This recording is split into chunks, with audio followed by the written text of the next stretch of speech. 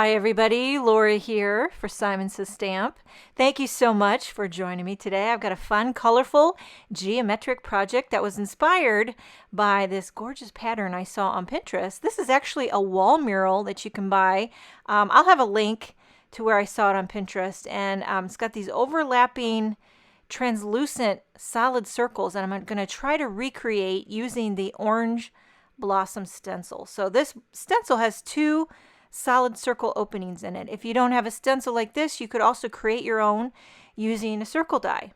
So a lot of different options. I'm going to start with this delicious Peony ink color. All the inks I'm using are Pawsitively saturated inks.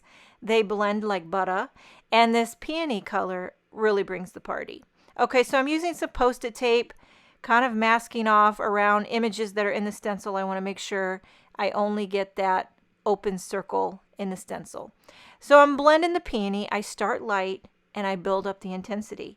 You can make this as vibrant and as rich or as light, soft, and subtle as you prefer. I would say I kind of went midway. I didn't soak it, but I didn't just, you know what I mean? I'm kind of midway. Okay, so here's how I line it up, shift it over to the right. I'm going to overlap that peony with this next color, which is Cantaloupe.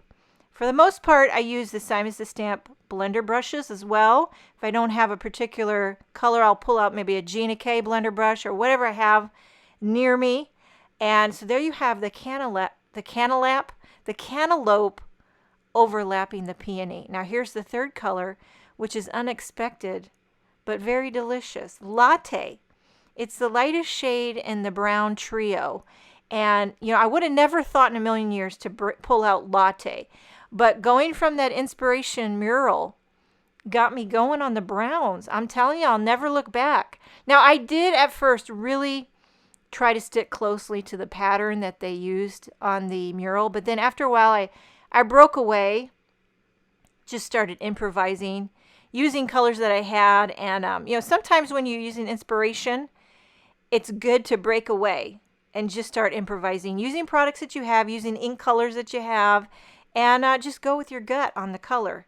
Now here's what I call the redneck, shift it, line it up technique. I didn't measure anything. If you want to be real exact, you can pull out a ruler, draw some tick marks to make sure your circles are consistently straight and level and parallel. But I just eyeballed it today. I was feeling the redneck eyeball it, shift it technique. Okay, now that was Cappuccino, which is that the darkest shade in that brown family. Here we're pulling out a little green, which is one of my favorite colors, if I do say myself. And in all the Pawsitively saturated colors is this LIMELICIOUS. Going back in with a little Cappuccino. And who would have thought LIMELICIOUS and Cappuccino would make your dreams come true? And then a little Cantaloupe to boot. I would have never thought these colors. But see, that's what's so great about Pinterest. Not only will it suck hours out of your life, but you can pin till the cows come home. I have so many things pinned, so much inspiration. Inspiration for patterns of cards I want to make, inspiration for product of things I would love to design for Simon Says Stamp. And then also I have a big board of food. Okay, that's where it's at. Food, sweets, desserts, forget about it. I also have a board of gift wrapping ideas. I think all card makers are crafty, you know, like any type of crafty, whether it be quilt making, not that I even make a quilt, but I love quilt patterns, gift wrapping, love a good gift wrap idea, party decoration ideas, which I'm probably not going to throw a party, but I do love to look at party decoration ideas. I'll tell you that. Now, I have one board that's got outfit ideas, and I think it's got maybe one or two things pinned on it. And that's how you know when you've let yourself go and you just don't care. You'd rather spend the money on stamps and stencils and just wear black pants with everything else you own. Okay, that I'm becoming my mother. My mom and I, we wear black pants or black capris, and then we have shirts in every color under the sun. And I'm fine with that. You know, I'm perfectly fine. I feel comfortable, and it is what it is. Okay, so as I'm blabbing away, I filled up this entire panel of white cardstock, just about. And what do you think of the addition of these brown tones? Unexpected for me, maybe not for you, but delightful nonetheless. Okay, we're rounding out the last little corner with cantaloupe. Okay, now you could stop, but I felt like a couple of the circles needed some extra love. So I went back to the first color, Peony, and I added just a pop more. And I felt like that really woke it up. It's like that really turned the lights on. Just that extra little bit of vibrancy just brought the party home. And I think a background like this can go for any occasion, depending on what kind of sentiment you want to use. Anything under the sun. But it really made me think of balloons. And so I went with birthday. Well, it's a hooray. So it could be a congratulatory or it could be a birthday. Either way you go. I just want to show you the panel next to the inspiration piece. You can see it's very, very similar, but there are some differences.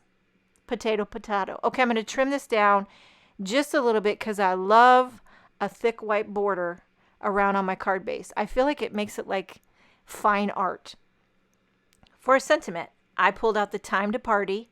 One of my favorite. I just love the look of the sentiments on this. This is just hooray. Big, bold, black hooray right in the center. I'm going to pop this up on a white card base. See that thick white border? That's where it's at. And then I'm going to add an additional sub-sentiment under it. This is one of the reverse sassy birthdays. I believe these are designed by Kathy Zilski.